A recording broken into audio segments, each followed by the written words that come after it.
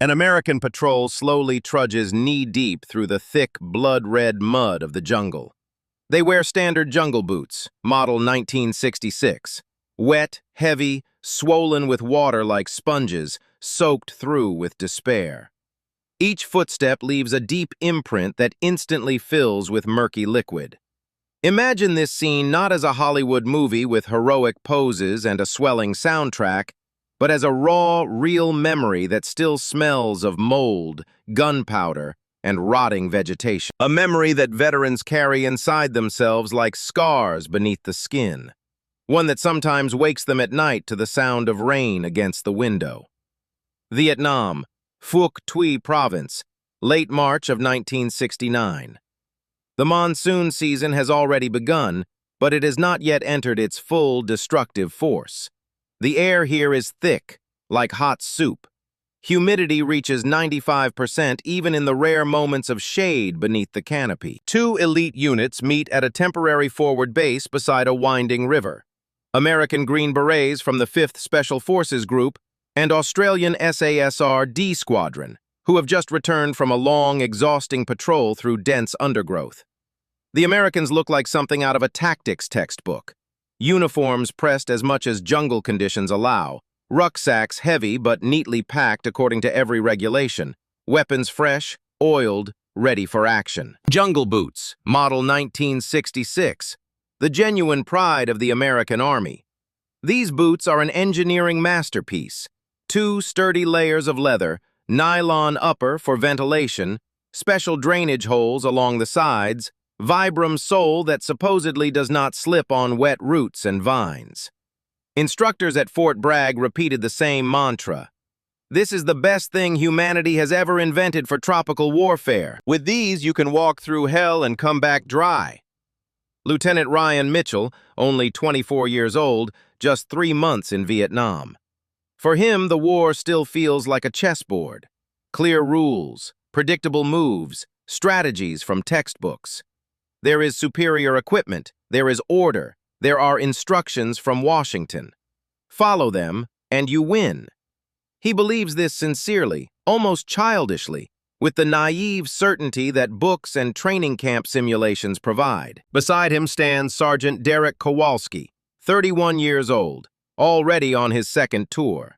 He has seen more than he wants to remember. Ambushes, losses, nights under fire. Yet he still believes in the system. The system gave him medals, gave him survival through the 1st tour, gave him structure in chaos. The system is safety, an anchor in a world where everything can collapse at any moment. Across from them, 5 Australians. They do not stand at attention, do not salute. They simply exist in this space as though the jungle is their native home, their second skin. Clothing faded from sun and sweat, rucksacks light, movements economical, honed by years of experience. And the boots that provoke the first loud burst of laughter from the Americans. The upper leather has been neatly cut away with a knife from the ankle almost to the toes, leaving only a protective frame. Instead of standard laces, thin, frayed strips of canvas and several wraps of gray duct tape. 2 of them even wear homemade sandals, soles cut from old Dunlop car tires, uppers assembled from scraps of canvas and cord. It looks wild, primitive. It looks poor, as though born of destitution. It looks wrong, contrary to every regulation and standard. An American corporal, a big guy from Texas with a wide grin, cannot hold back and points a finger. "Hey, Dingo, what is this? Did the Viet Cong cut your boots for you? Or did you eat them yourselves out of hunger in those Australian deserts of yours?" Laughter rolls across the American side like a wave. Someone even claps. Another jokes, "Boys, this isn't an army, it's a traveling circus." Sergeant Dingo Harris, short, wiry, hair bleached white by the sun, eyes calm like the ocean before a storm, does not even blink. He simply shrugs and answers quietly, yet loud enough for everyone to hear, in that distinctive Australian accent that grates on American ears. "No, mate, I cut them myself, so the water drains out in seconds. instead of sitting inside like a damned bucket eating away at the skin. Ha! We've got drainage holes, made by science. The government paid millions of dollars to engineers so we don't get soaked like baby chicks.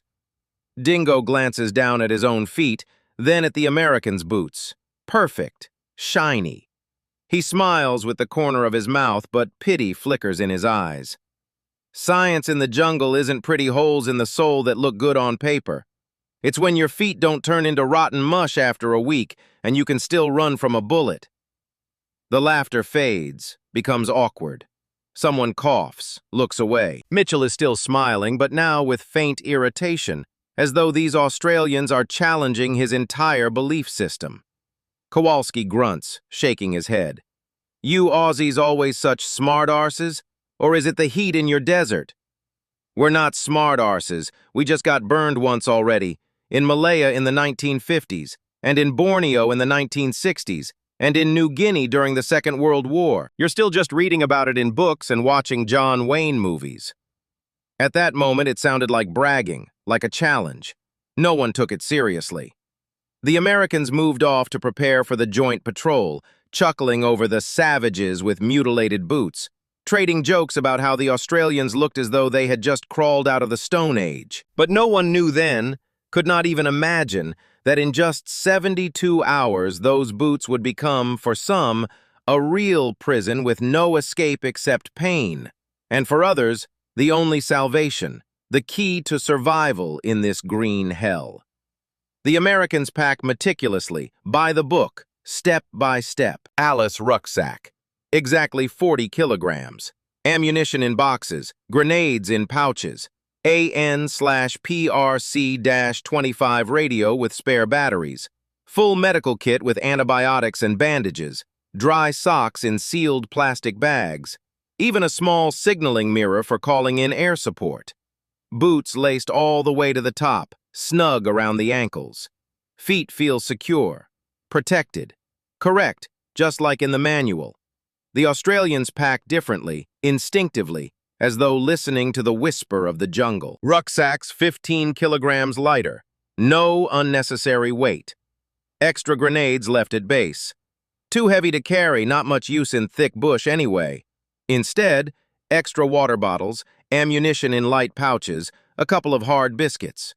One man pulls out a knife, old, worn, but razor sharp, and trims the leather on his boot once more. A neat, confident cut along the seam. The motion is as natural as peeling an apple or sharpening a pencil. They did not break regulations on purpose. They rewrote them to fit reality, to fit the dictatorship of nature. Because they knew from bitter experience, in these jungles, the main enemy is not a Viet Cong sniper hiding behind a tree with an AK-47. The main enemy is water. Constant, sticky, warm, omnipresent water that seeps in everywhere, corroding body and spirit. The monsoon in Vietnam is not just rain, the way it is in American cities. It is an element, a biblical flood in miniature. It arrives suddenly, without warning, pouring in solid sheets for 12 to 18 hours a day, sometimes for days on end. The ground turns into red, viscous soup where every step is an effort, as though walking knee-deep in cement. Water gets into boots, into socks, between toes, under nails, and if it stays there, does not leave. Then trench foot begins. Immersion foot, the disease soldiers of the First World War called trench foot. First the skin turns white and wrinkled, like after too long a bath. Then burning, like thousands of needles. Then deep, bleeding cracks. Then infection. Fungi, bacteria thriving in warmth and moisture. Pus oozes, the stench of rot hangs in the air. The pain is so sharp that one wants to saw the leg off. And then, gangrene, amputation, disability. In the First World War, thousands died from it in the trenches of Europe. In Vietnam, it did not kill immediately like a bullet. It simply took men out of action. Forever. Statistics said up to 15% of American casualties came from foot diseases, not combat wounds. They set out together on patrol. Mixed force, Americans and Australians shoulder to shoulder. The task is simple on paper. Reconnaissance of a Viet Cong supply trail 8 kilometers from base, through thick bush and swampy lowlands. Americans lead, proudly, loudly, confidently, with chatter and jokes. Australians follow, silently, melting into the greenery like shadows, like part of the forest. In the evening, by a small concealed fire, a short conversation. Mitchell stirs the coals with a stick. In the States, they say, equipment wins wars. Good gear is half the victory. Without it, you're nothing. Dingo chews a biscuit, stares into the dancing flames reflected in his eyes. And we say, jungle wins wars, if you let it. Kowalski smirks, rubbing his hands. You Aussies always such philosophers? Or is it your beer? We're not philosophers. We just survived where others rotted alive. In Malaya in the 1950s, we learned from the British. They lost hundreds to rain and rot. The British learned from Malay insurgents, and the Malays learned from the jungle for thousands of years. 5 years of war, and the conclusion is one. If you try to be stronger than the jungle, you die. If you're weaker, you also die. Only the one who becomes part of the jungle, who flows with it, who adapts, wins. Mitchell shook his head, disagreeing. We are not part of the jungle. We will conquer it. With technology, with firepower, with a plan. Dingo said nothing. He only lifted his head and looked at the sky. Heavy black clouds were already gathering there, full of the promise of storm. On the third night, the real monsoon arrived. Not rain, deluge, biblical. At first, just a distant roar. Then, as though someone upended the entire sky onto the earth. Water fell in an impenetrable wall. Visibility dropped to 5 meters. Tents soaked through in 10 minutes, turning into wet rags. Men huddled under improvised tarps, pressed together, shivering not from cold, but from the dampness that seeped into every pore. The Americans at first tried to joke, to save face. No big deal, we've got drainage in the boots. The engineers didn't eat their bread for nothing. The water did drain, but slowly, drop by drop. Through the small, scientific holes that became clogged with red mud after half an hour, like arteries with cholesterol. The boots turned into heavy, sodden galoshes. Socks swelled like sponges. Feet began to stew, skin itched. The Australians marched on as though nothing had happened, step after step. Water entered and poured straight out through the huge cuts, like from a bucket full of holes. Feet wet for only a second, then almost dry. Ventilated, breathing, living. On the second day of the downpour, the Americans began to limp. First, one guy from Texas slowed, wincing with every step. Then 2 more, quietly moaning but noticeably. By evening, half the group walked with grimaces of pain, as though stepping on broken glass. This was no longer discomfort. This was agony, slow and mounting. Night in the makeshift camp. Rain hammers the tarp like machine gun fire. Mitchell sits in the corner, boot off, foot white, wrinkled like old paper, deep red cracks bleeding between the toes. He touches the skin with his fingers and feels it peel away in layers, soft like dough. God, these aren't my feet anymore, he whispers, voice trembling. Kowalski beside him groans through clenched teeth, fists tight. Medic! God damn it, medic, now! The medic arrives, shines a flashlight in the dark, sees the feet, and says nothing, face going pale. Because there is nothing to say. Only smear antiseptic ointment and wrap with rags. But the ointment washes off within the hour under new torrents, and the bandages soak through with pus. The Australians sit apart in their corner, smoking hand-rolled cigarettes, silent. One of them, a young soldier with a scar on his cheek, says quietly to Dingo, "They still don't get it. Still joking. They'll get it, soon. Rain is the best teacher." On the 4th day, one American, a young private named Tommy, only 19, can no longer walk. Feet covered in yellow pus, the smell so sharp it makes everyone gag. He squats in the mud, pulls out his knife, hands shaking like in fever. He looks at his boot. Beautiful, regulation, correct, the symbol of the entire system, and begins to cut. Leather peels away in strips like old wallpaper. Water gushes out in a stream, mixing with blood. He cries quietly, tears running down his filthy face. Not from pain, from humiliation, from realizing that all their pride means nothing against nature. In that moment, America broke. Not from bullets, not from mines, not from artillery, from simple water. On the fifth day, they were no longer laughing. They were asking, voices hoarse, broken, "Dingo, show us how to cut it right. How deep, so I don't cut my foot?